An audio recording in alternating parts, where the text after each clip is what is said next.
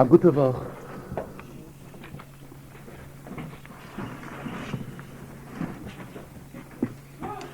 Rabbi Zilgesund began to Farbrengen this afternoon. But this Shabbos, we really had the same kviyos last year. In other words, a year ago, Shabbos Mevochim Shvat also came out to be Parsha Shemos. And it was also on the calendar, it was also the same date, 23 days in the month of Tevis. So actually, the inyanim which were explained last year are valid for this year as well. And whoever wants can go ahead and look up what was discussed last year, which is already printed, with additional footnotes, and can have a very clear picture of whatever was discussed last year, and all of those inyanim are relevant for this year as well.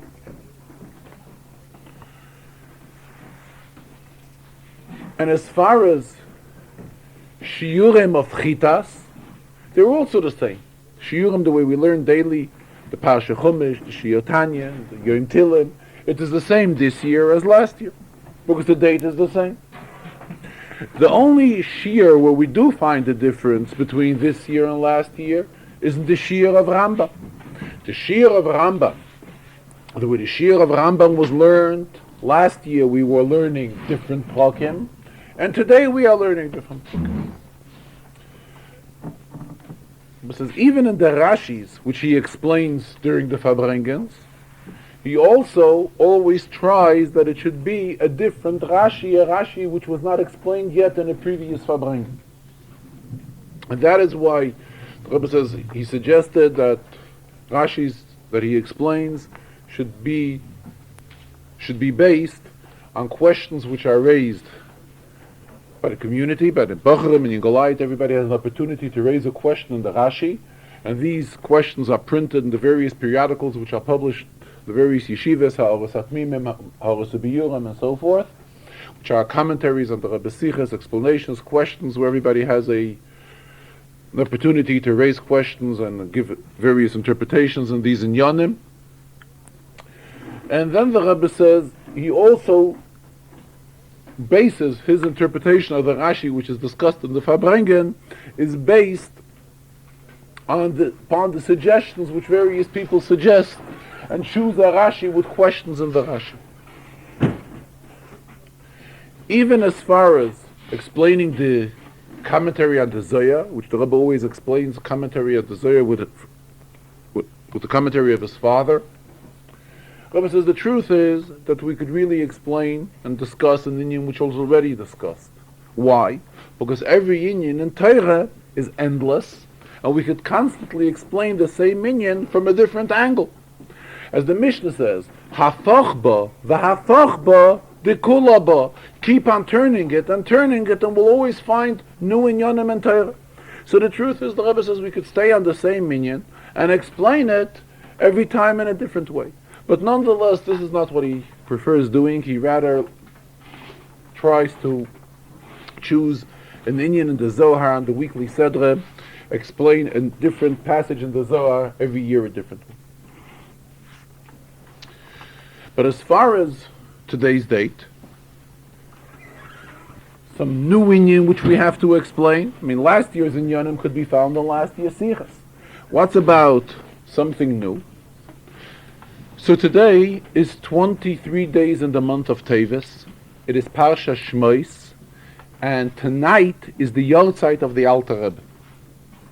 And in fact, when the Alter Rebbe passed away, the Baal HaTanya, it was also on the calendar the same way it is this year. He passed away on a Motzoi Shabbos Kodesh Parsha Shemos, which was the evening of Chavdala Tevis. And when the Tzemach Tzedek, who was his grandson, later took over leadership of Chabad Hasidus, writes about the passing of his grandfather, puts it in detail that his grandfather passed away Motzoi Shabbos Kodesh Parsha Shemos, Chav Gimel Tevis. In other words, Shabbos was Chav Gimel Tevis, and this was Oyer lechavdala tevis, to the evening of Chavdala tevis. Memele the Rebbe says, if we want to look for a topic what to discuss in today's Farbrengen, obviously it has to be something which has a shaykhs to the Alter Rebbe. Furthermore, if we want to talk something about the Alter Rebbe being a little more specific, it should be an inyan which we find something which the Alter Rebbe put great stress on in his own teachings. And what is this? There's an inyan which is explained by all of the Rabbeim, including the Alter Rebbe, and the Alter Rebbe in fact quotes it in the name of the Baal Shem Tov. The Alter Rebbe explains the importance of a name, a name. And this is explained in Shara Yichud V'Amunah, where the Alter Rebbe explains that everything and every person receives its life, its chayis from the Rebishter. It is channeled through the name. And to discuss an inyan that has to do with name, what has to do with shame, is extremely suitable for this Shabbos, because the name of today's Seder is Parsha Shemos. And Shemos also means the names. Eile Shemos, these are the names of the Bnei Yisrael that went down into Mitzrayim. Regarding the name of the Alter Rebbe, his name was Shneier Zalman. So regarding the name of Shneier, Shnei Oyer means two illuminations. Shnei Oyer. So the Rebbe related how the name Shneier really originated. The Rebbe said that it's brought in Svarim that there was once an occasion where they wanted to name a newborn baby after two Zaydas, both of them outstanding people, and they were looking for various ways how to combine these two names. And as a solution, they came up with the name Shnei Oyer, because Shnei Oyer spells it out exactly. Shnei Oyer, two illuminations, meaning that this youngster, this infant, is named after two outstanding giants in Torah. He's named after the two of them. And an interesting part is that it gives both of the names, both of the people who he's named after, it puts them in an equal representation. Shnei Oyer, two equal illuminations. When we are discussing this inyan of Shnei Oyer pertaining the Alter Rebbe, it is very obvious. Why? Because the Alter Rebbe was an illumination in both parts of Torah. We know there is Nigla de Torah, and there is Pnimis HaTorah, which is Chasidus. And the Alter Rebbe was extremely outstanding in both of these inyan. The Rebbe explained how, Api Halacha, now the name Shnei Oyer is really one word. It's not, because we're talking about Shnei Oyer, which is two illuminations, it doesn't mean that it's two separate words. Shnei is one word and Oyer is another word. Now it became one word, to the extent that when one signs a legal document, and person, let's assume somebody is a witness and his name is Shneier, and he's signing a legal document, the word Shneier has to be signed as one word. And in Al Pi Halacha, number one, it has to be signed as one word. Number two, he's not allowed to break the word and put Shnei on one line and Oyer on the next line, because then it is not the spelling of the word of Shneier. The word Shneier becomes one word. So the Shnei Oyros, the two illuminations, become united into one name. And this is taka what we find by the Alter Rebbe. He encompassed within himself two illuminations. He was outstanding illuminary in Nigla de Torah, as well as in Pnimis HaTorah, which is in Gemara and Halacha and Shas and Poskim and so forth, which is in Nigla de Torah, and also in the insight of Torah and the Pnimis of Torah, which is the tremendous contribution which the Alter Rebbe made in Chassidus. For us today, what lesson can we derive from all of this? What relevance does all of this have to us? Rebbe says it's very simple. The relevance that all of this has to us is the fact that when it comes on this day, this special day, the day of Chavdala Tevis, it is extremely appropriate for every one of us to learn the teachings of the Alter Rebbe, and again, in both areas. The teaching of the Alter Rebbe in Nigla de Torah, we have the Alter Rebbe Shulchan Aruch, and the teachings of the Alter Rebbe, the illumination of the Alter Rebbe, which he contributed by his teachings of Chassidus. So the Rebbe urged very, very strongly that during the day, in other words tonight and tomorrow, everybody should see to it to learn an inyan in the Alter Rebbe Shulchan Aruch, Nigla the Torah of the Alter Rebbe, as well as in the Pnimis HaTorah of the Alter Rebbe. Rebbe continued that the Alter Rebbe himself tells us that we cannot exist in one part of Torah without the other. For example, there's a known writing from the Tzemach Tzedek, where the Tzemach Tzedek writes that on Kabbalah we cannot base decisions on halacha. So we see we have to know halacha, and the decisions on halacha have to come from Nigla the Torah, as well as we also have to learn Chassidus and Pnimis HaTorah, and that we have to learn separately. Talking about this inyan, that there's Nigla the Torah and Pnimis HaTorah, the Rebbe added on something interesting, that in the Alter Rebbe we find, we have the decisions of the Alter Rebbe, the halachic psokim of the Alter Rebbe, which are in his Shulchan Aruch. Then we also have the Siddur of the Alter Rebbe. The Siddur of the Alter Rebbe, you'll notice that there's a lot of times before various tefillas in the Siddur, there's small writings. These small writings are opinions in halacha regarding tefillah, which were expressed by the Alter Rebbe himself, who compiled the Siddur. And we find at times contradictions between the Alter Rebbe in the Siddur and the Alter Rebbe in Shulchan Aruch. Rebbe says that it is explained in Sforim, who explain the teachings of the Alter Rebbe. Particularly, the Rebbe referred to one of them, who was relatively a contemporary, who lived in Eretz Yisrael, passed away around 30 years ago, somebody by the name of Harav Noah, who wrote a lot of Sforim on the Alter Rebbe Shulchan Aruch. And there it is explained that the Alter Rebbe in Shulchan Aruch paskins the halacha, the way the outcome of the halacha is al pi nigla. When the Alter Rebbe is writing halachas in the Siddur, being that in the Siddur he's addressing himself to individuals as the individual is standing in avodas hatfilah, dwelling into davening. So when we are heavily involved into tefillah, here we have a closer shaykhs to Kabbalah, closer than to Nigla.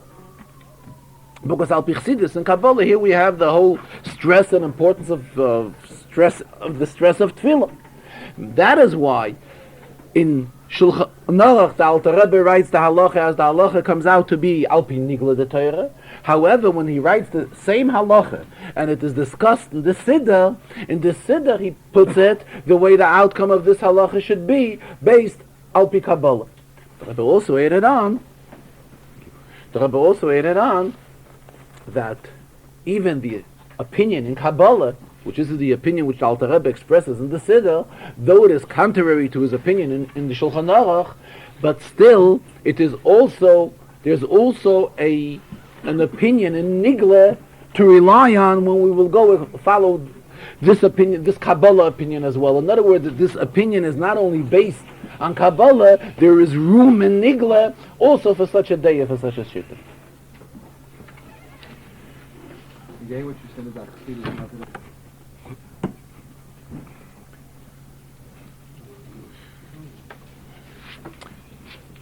The Rebbe concluded, stressed it throughout the Sikha, though we keep on mentioning that the way the calendar year this year, it is the same as it was last year.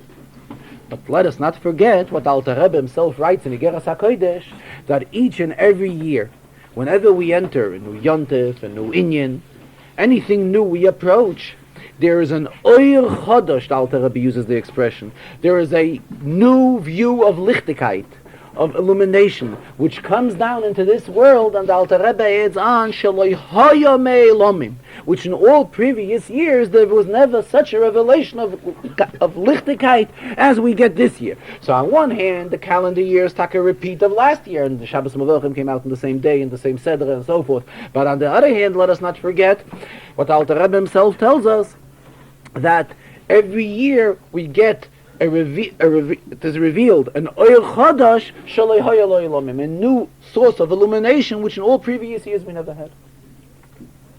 Then the Rebbe continued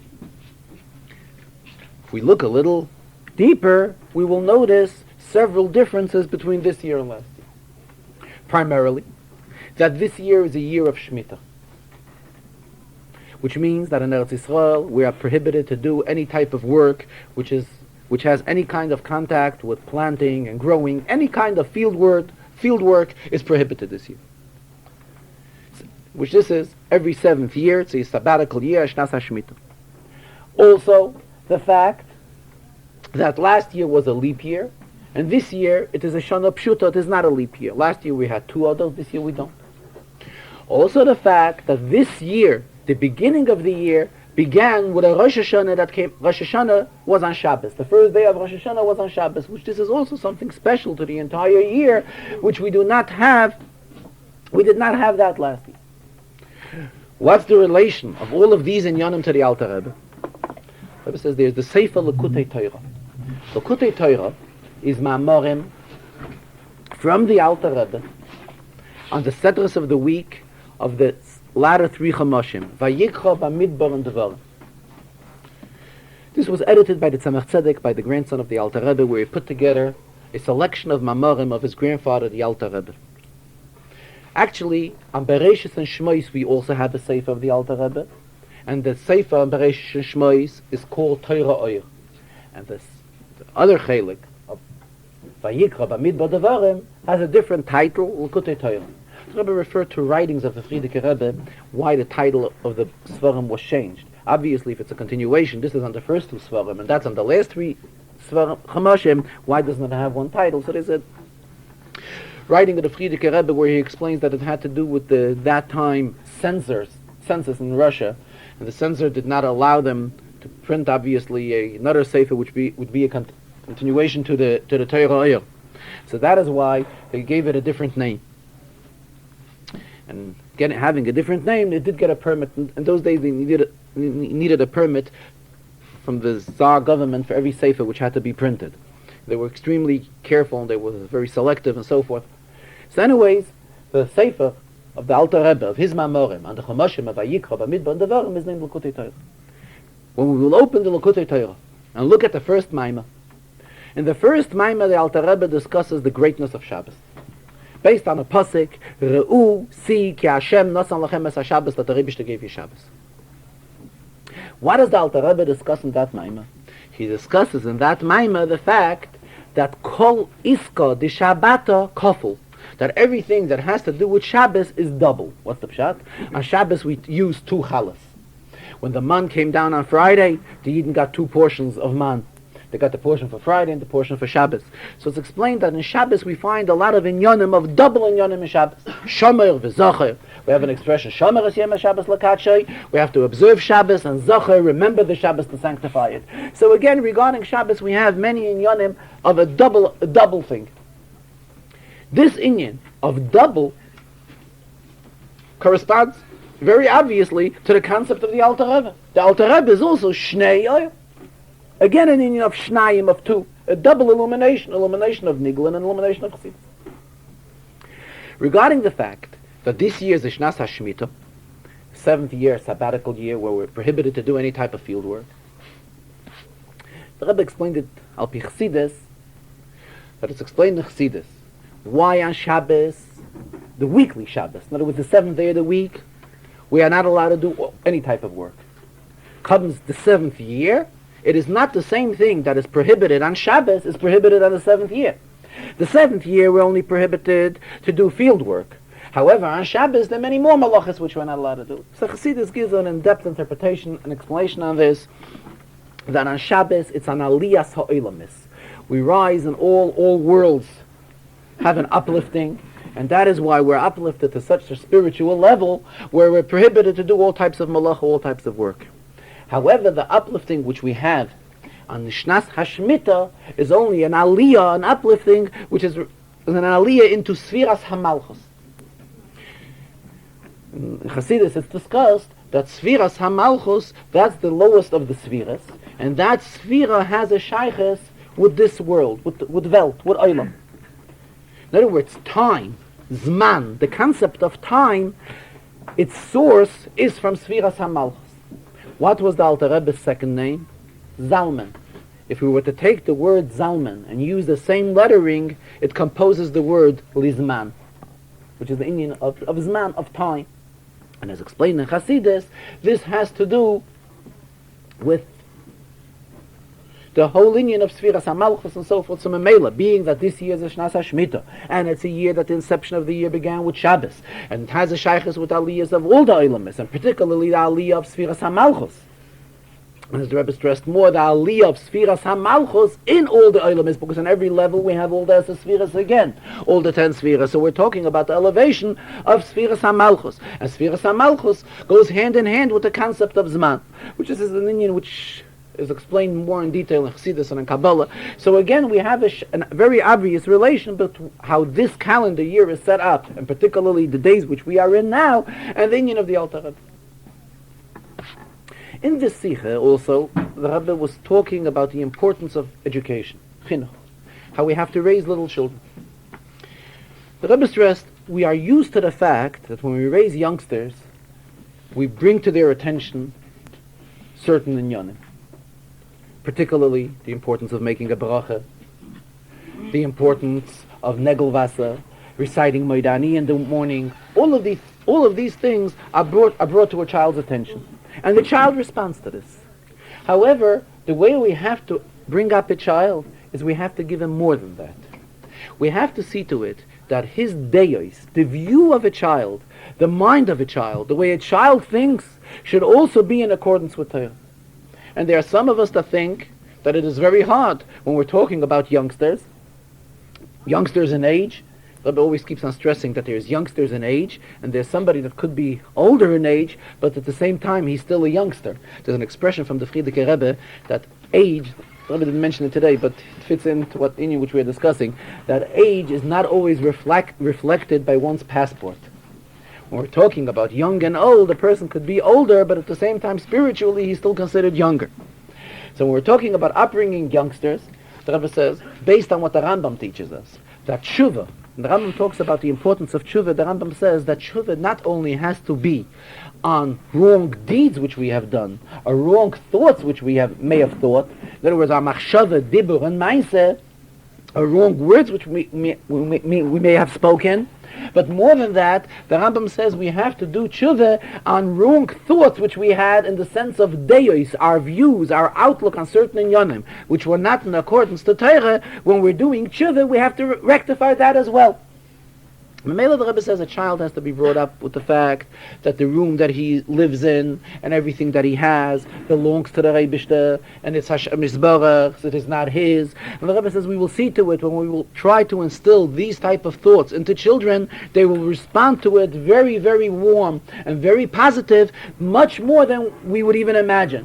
All these inyanim of bringing into children that everything around us belongs to the Rebbe, and the Rebbe has Kadosh Baruch Hu, and he has given it to us and allowed us to use it and so forth, which by bringing into a child these type of thoughts, we are giving him his deos, his mind, his views are also going to be in a way of kedusha, in a way of holiness, how the child is going to view all the things around him.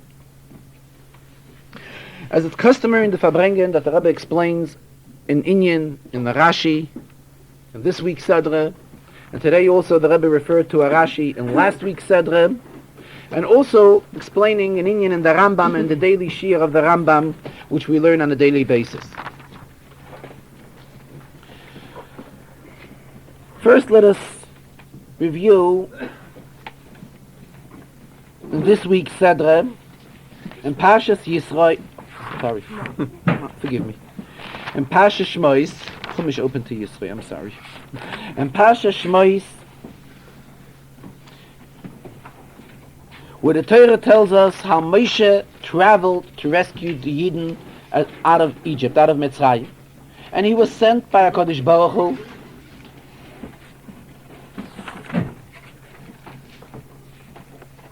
And the Torah tells us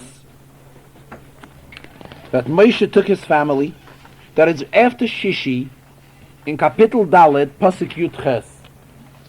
Moshe took his family. Vayikach Moshe es ishtoi ve'es bonav. He took his wife and his children.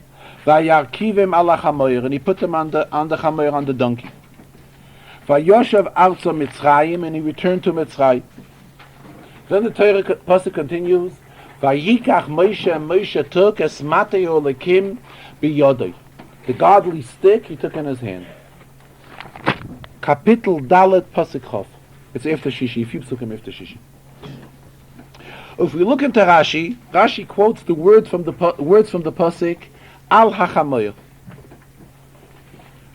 Pasuk doesn't say Chamoyer, HaChamoyer, the donkey. Obviously, it means it's referring to a very special Chamoyer. What's so special about the Chamoyer? So Rashi right away explains us. Chamoyer HaMiyuchot. It's a very special Chamoyer. What's so special about it? Hu HaChamoyer Shechovesh Avram La'akedas Yitzchak. This is the same donkey which Avram used when he took Yitzchak and put him on the altar on the Mizbeach. For who, and Rashi continues, this is the same donkey Sha'osin Melech HaMashiach Lihigolei Solo, that Mashiach is going to reveal himself on.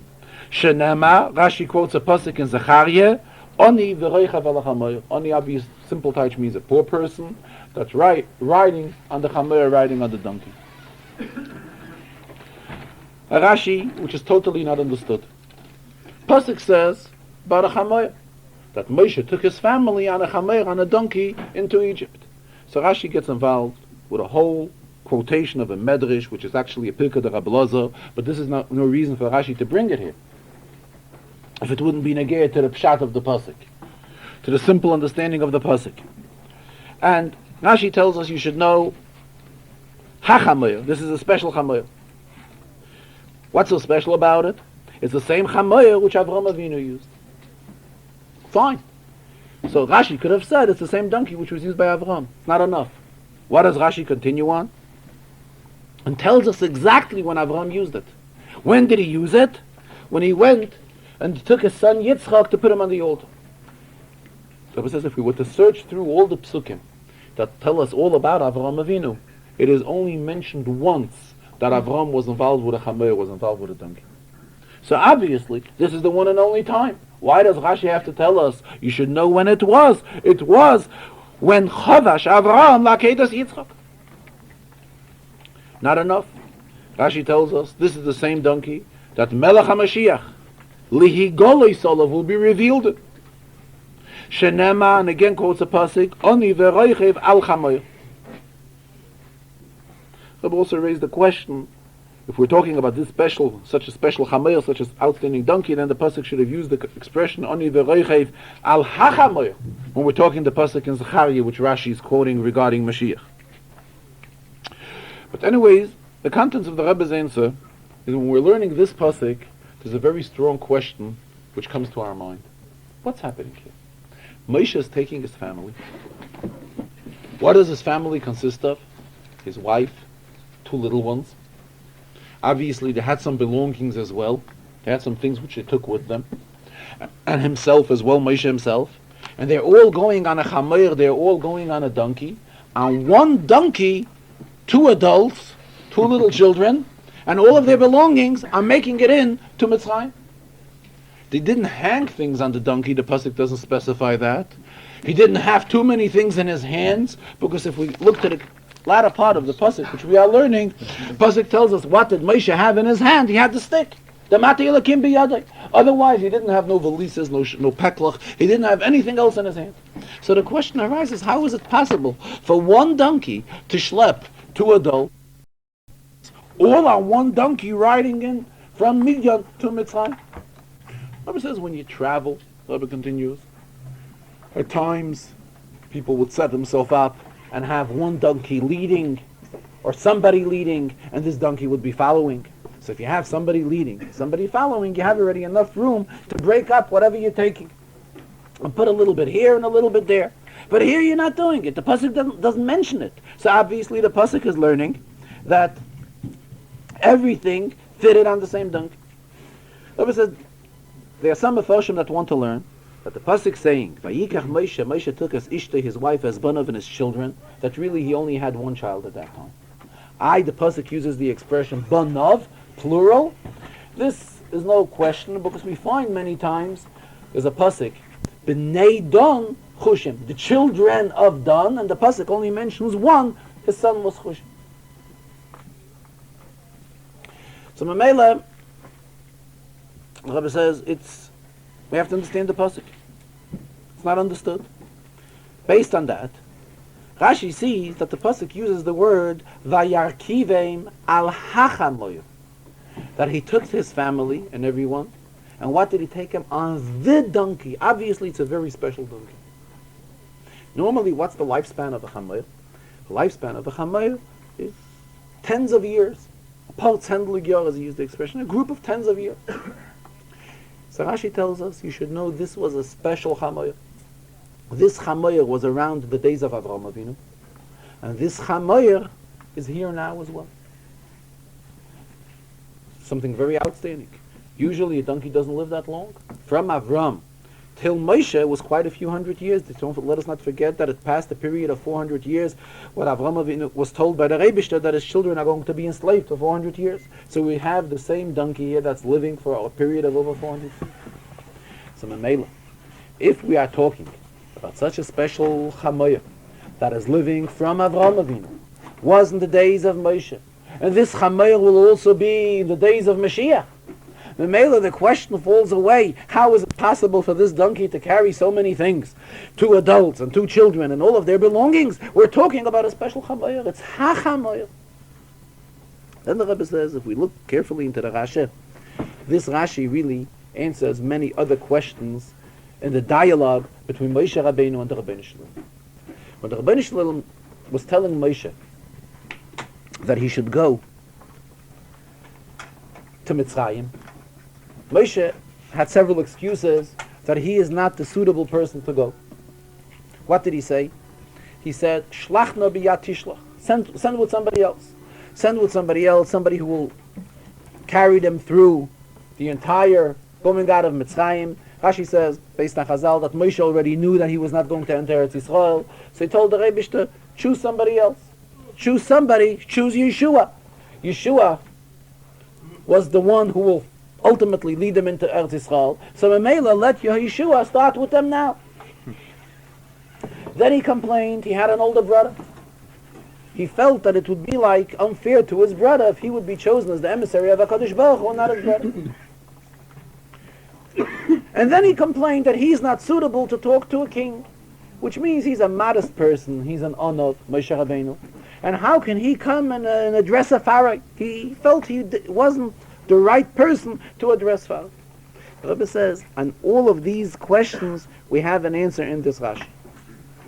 The reason why Rashi stresses, this is the Chamoyer, Shechavash Avraham la'akedas Yitzchak, which Avraham took for the Akedah, when he took Yitzchak to the altar. What was about to happen then? Avraham was about to shed blood of his son. Shvichas dam. Avraham didn't know that the Rebbe will tell him later, take him off. Don't be a makriv as an oila. Avraham was prepared to shed the blood of his son based on what the Rebbe told him. So the Rebbe is kind of reminding him here, you are using the same chamoyer. Just like Avraham was not reluctant to go ahead and be sheifech dam of his own son. Why? Because this is what the Rebbe told him to do. The same way in our situation. You're afraid that you're going to be sheifech dam, you will shed the blood, naturally not physically, but in a moral sense, the blood of your brother, because your brother will be insulted, the brother Aaron will be insulted the fact that he is older and he was not chosen to be the emissary to take Eden out of Mitzrayim. So the Rebbe is telling him, if I am sending you to do this, you have to overlook that, though the Rebbe Shtaka told him that Aaron will be happy, V'roacha, he will see you, V'samach, he will be happy, as we find in the Psukim. But on the other hand, Moshe thought that maybe Aaron's joy will not be a wholehearted joy. It will not be full of simcha. So Mamela, he thought that by the fact of him going to redeem the Yidden out of Mitzrayim, going as an emissary of the Rebbe, he's going to cause a lot of aggravation to his brother. And to him, he looked at it as shedding the blood of his brother, in the moral sense. So the Rebbe is telling him, just like Avraham Avinu listened to me, and he went with the Chamoyer, Shechavash Avraham la'akedas Yitzchak. Though Avraham was well aware that at that moment what the Rebbe told him to do may cause shvichas dam, may cause the shedding of blood, still Avraham went ahead and did it. So you too, Moshe, the Rebbe is telling him, don't take that into consideration. I am telling you and you have to do.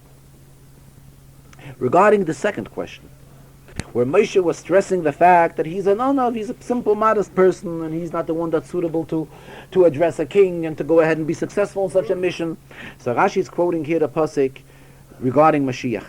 Pasuk in Zechariah, that Mashiach was also riding on this chamayr. The pasuk uses the expression "Oni v'roichev ala chamayr." If we were to look up the pasuk in Zechariah, and we will look into Rashi, Rashi there explains what is meant by the word "Oni." Is not simple meaning is not that he's poor. Oni, Rashi comments in Zechariah, means anbeson. He's modest. Mashiach is an onov. Memela, the Rebishter is awakening within Moshe the same idea, and he's telling him, though Moshe, you are claiming you're an onov. You're a modest person, and therefore you don't look at yourself that you are suitable to go ahead and address a king and address Paroi and be successful in such a mission. So the Rebishter is reminding him that this chamer that you are using will be used also by Mashiach, and Mashiach will be also an anvesan, an ani v'reichev ala chamer. So that is why Rashi is really getting into all this detailed explanation and interpretation regarding the chamer which was used by Moshe Rabbeinu, because all of this is relevant to the mission which Moshe Rabbeinu went on. Interesting, it just reminded myself in the first Sikha, when the Rebbe was talking about interpreting the meaning of today's day, the Rebbe said that being that this is discussed in the place which is the Daled Amois, which is the immediate area where the previous Rebbe lived, the Friedeke Rebbe. As the Rebbe keeps on referring, Nesidei Reinu, leader of our generation. The Rebbe says, Nesidei Reinu was a memale mokoim of the Alter Rebbe. Rebbe explained it many occasions, but we use the expression that when one Rebbe fills the Rebbe that takes over from the previous Rebbe, he is called a memale mokoim. Memale mokoim would literally be translated, fills the space. So when we say on one Rebbe that fills the space of the other Rebbe, that means that he has all of the advantages of the previous Rebbe whose space he's filling. Plus the Rebbe added on that each mo'oyer, Hasidus and Siches terminology, a mo'oyer is the source of light. A Rebbe is referred to with the title of a mo'oyer, the source of light. Plus the fact that each mo'oyer also has his own individual contributions, which he adds on of his own self, which he gives of his own self. Mele, with this introduction, the Rebbe felt it's extremely vital to explain what lesson can we derive from Chavdala Tevis when we are talking Erev the day before Chavdala Tevis, which we related before. Let us go back to last week's Sedra in Pashas Vayechi. In Pashas Vayechi, it is Pasik Ches at the beginning of the Sedra, in Kapitel Mem Ches. And there the Torah tells us how before Yaakov passed away, Yosef, his son, came with his two sons, Ephraim and Menashe, who were the grandchildren of Yaakov. And Yosef was asking his father to give a bracha, to give a blessing to his children before Yaakov is passing away from the world. And the pasuk tells us that Yaakov asked, "Who are these people?" referring to Ephraim and Menashe. And Yosef answered, "Banaihem, these are my children, asher nosan li elikim bazeh," which the Rebishter gave me here. Bazeh, we always know zeh is an expression which we use when we point on something which is obvious. So Rashi tells us that Yosef took out a star eresen and a star ksubah. He showed his father Yaakov two documents: the document of his engagement and his ksubah, to prove to his father that he was married according to halacha. And Memela, these children are kosher children, and therefore they deserve a bracha from his father Yaakov. So actually last week the Rebbe took apart this Rashi with many questions, and he continued today again. The Rebbe asks, if Yaakov is being shown by his son Yosef, what does he show him? He shows him a document of an engagement, and he shows him the ksubah. Why doesn't he show also a document of marriage? A ksubah is not a document of marriage. A ksubah is a contract.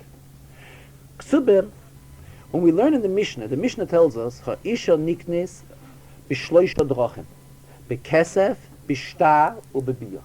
So one of the ways of marrying in the days of Gemara was a method of shtar. Shtar would be a certain type of a document.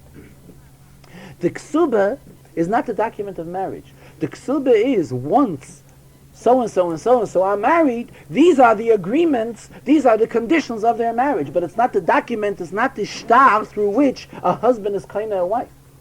So Mamanashach, why didn't Yosef show something which should prove that he got married according to halacha? He showed the ksuba, but he didn't show, neither did he show the kesef.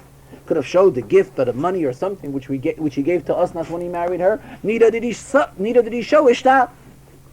So let me explain today. Basically, we know that the Avos and the Shvatim all followed and accepted the mitzvahs HaTorah. However, as far as the halachas of marriage, we have to open the Rambam. Now look into the Rambam. The Rambam tells us that before Matan Torah, there was no concept of Kiddushin and there was no concept of divorce. Before Matan Torah, the Rambam explains at length in the beginning of Hilchos Ishes, Adam Peigish Isha Bashuk, a man would meet a woman in the street, and after approaching her, he would be allowed to go ahead and live with her, and this would be considered a married life according to Torah before Matan Torah. The same, there was no requirement for divorce as we have all the details now in the halachas of Gittin. Kishalcha gorish igorish.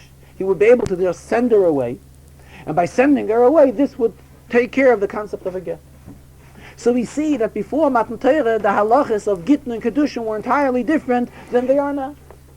Memele Yosef did not have to show his father the fact that he has a document which shows his marriage. That he didn't have to show. Why? Because there was no need for that. Yosef could have been a perfect observing, should I use the expression Jew? I mean, at that time, before Matan Torah, observing the will of HaKadosh Baruch Hu, and at the same time, there was no requirement for him to follow all the details of Kiddushin, and neither the details of Gerushin should they be needed. As the Rambam himself tells us what the procedure was before Matan Torah when a man and a woman decided to build a house together.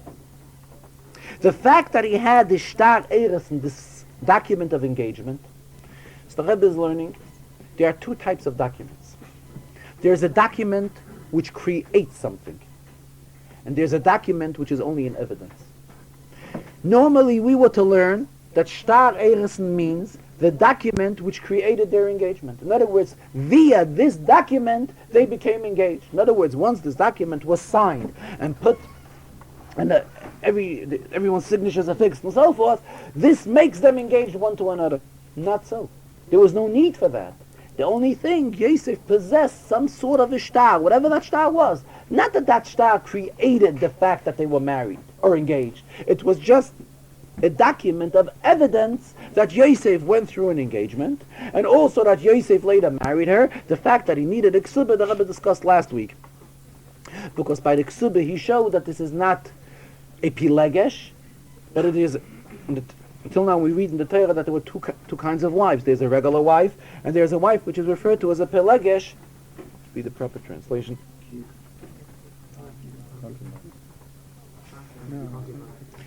Anyways, we already read that Avraham Avinu had a pilegesh. We read in the Torah a few times mention of a pilegesh. So Rashi earlier in Chumash tells us that pilegesh is without a ksuba, and what is an isha, a regular marriage, is with a ksuba. Memele Yosef only wanted to prove to his father this was a regular marriage. There was no concept of pilegesh going on here, and everything was done kedasa kedin accordingly as it should be al pi halacha. But again, according to the halacha of that time, coming to this inyan of a ksuba, Rebbe says we should know that there is Yidden and the Rebishter. There's a marriage between the Rebishter and Yidden. What is a ksuba? A ksuba is the requirements from husband to wife. And that means, what is the contents of a ksuba? In the ksuba we read how the husband undertakes that he will support his wife, that she wouldn't be missing anything, and they wouldn't have any secrets one from another, and everything in fullest detail. How the household should be run, al pi Torah, all of this is spelled out very clearly in a ksuba.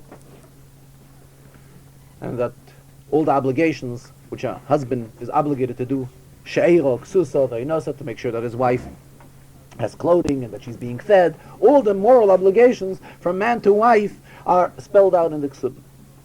The Rebbe says the same thing is the ksuba between the Rebishter and Yid. The Rebishter is the chassan, the husband, and Yid not a kala, Yid not the wife. And it is the obligation of the Rebishter to see to it that he provides Yidden with all of their needs. Whatever we need has to be provided. In Gemara we know there are three Masechtas. There's a Masechta Bava Kama, and Bava Metzia, and Bava Basra. So it's brought in Svarim that each of these Masechtas reflect a different level of Golas.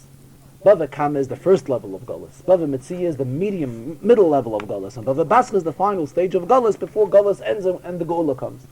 So in Bava Metzia it is discussed, Masechta Bava Metzia, that every Yid is worthy of a Suda Shlema B'Shaitoi every single day.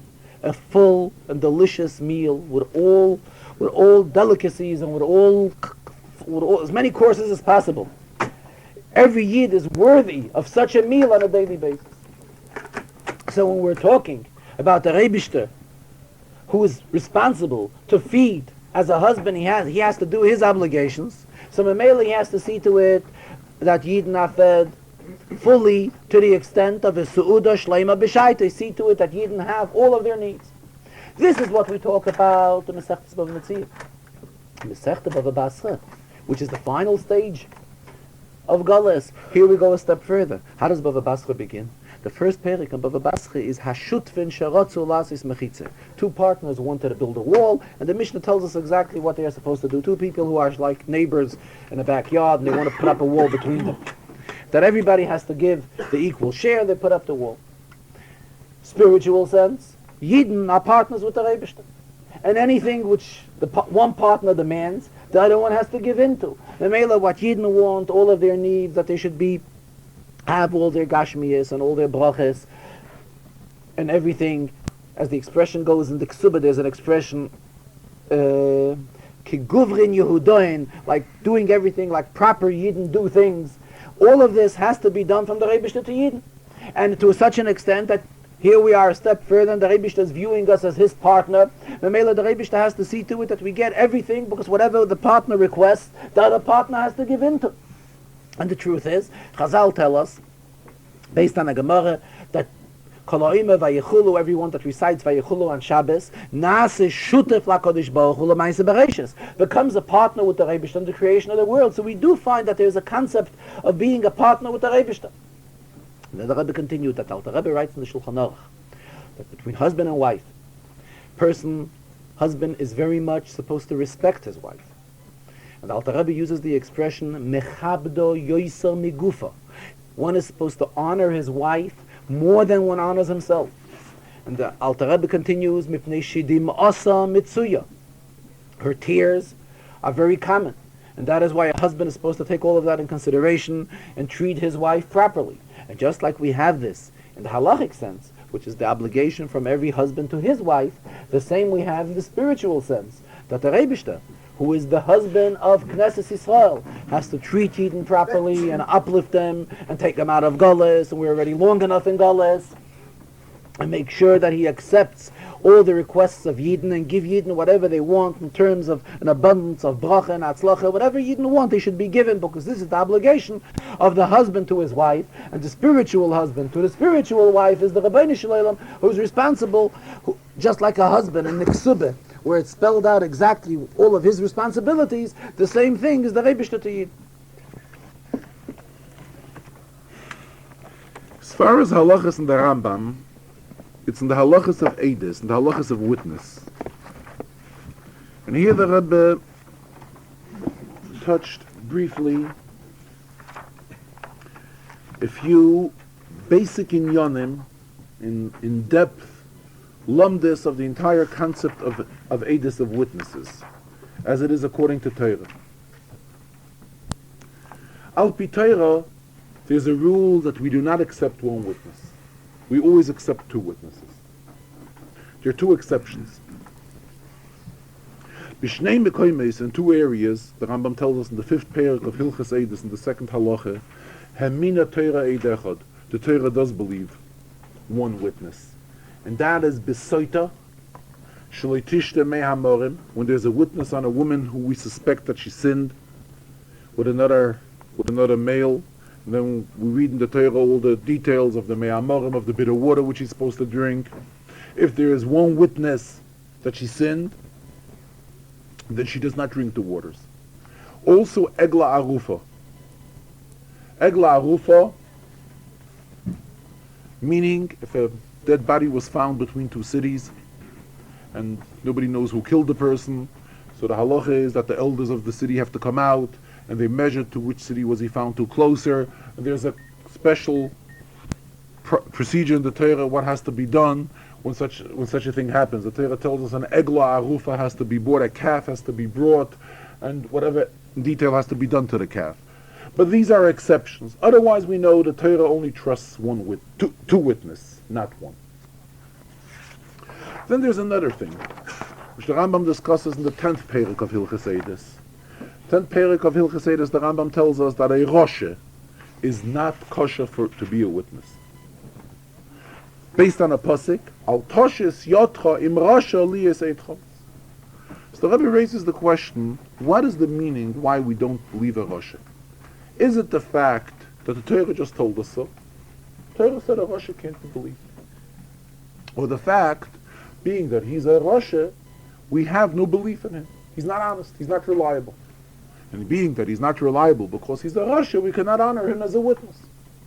On the other hand, we know that there's a concept in Gemara, if one is suspected on wrongdoing one thing, this doesn't mean that he will wrongdo the other thing. He will do wrong the other thing. But again, we see that the Torah tells us that a rasha cannot be accepted as a witness. Now the Rebbe went into the entire concept of witness. There are two areas of witness. There is Eidei Kiyum and Eidei Birur. Eidei Kiyum means they are witness which create something. Let me just give a simple example. At a chasana, we take two witnesses. It is through these two witnesses that Reuven was Mekadesh, Rivka, for example, that this wedding becomes a wedding, this marriage becomes a wedding. So what are these Eidos doing? These Eidos are being Mekayim. They are creating something. There's another concept of Eidei Birur, meaning we are finding out something through witness. We don't know what the story is. We call witness and we investigate them and we question them so we get a clear picture of what happened. Now the question arises when the Rambam tells us that one Eidus is not believed. What is wrong with one Eidus? Is it that the Torah has only told us that when do we believe two people? We believe when when do we believe witness? When two people come. Otherwise we don't trust. We don't rely on one person. Or there's a completely different way of looking at it.